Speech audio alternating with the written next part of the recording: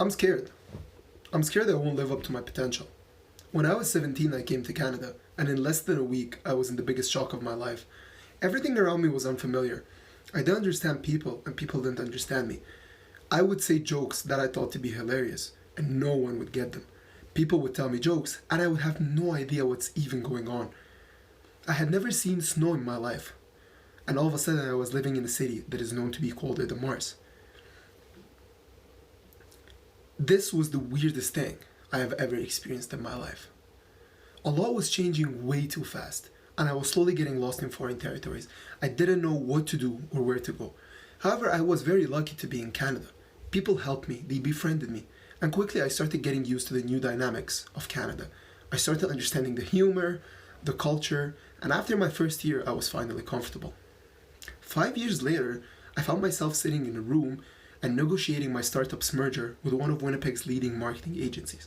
I started looking back and wondered how it all happened. And the answer is really not that hard.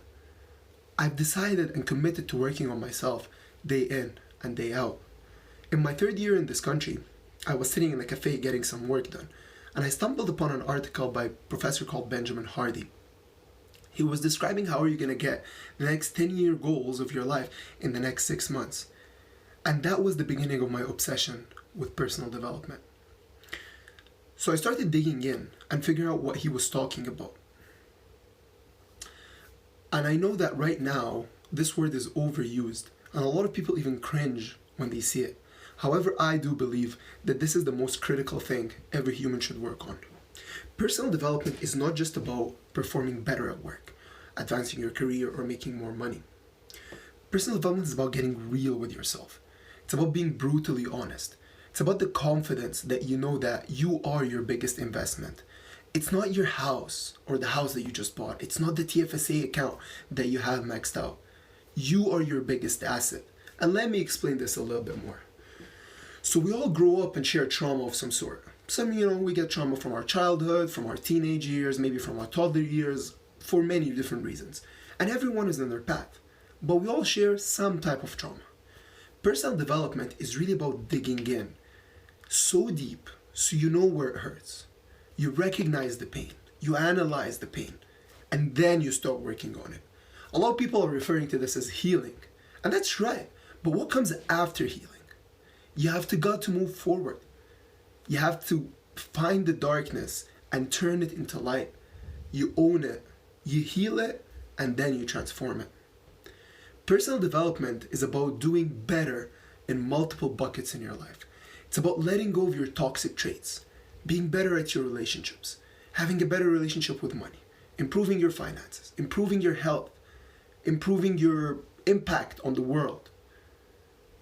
You are not your mind, and your life situation is not your life.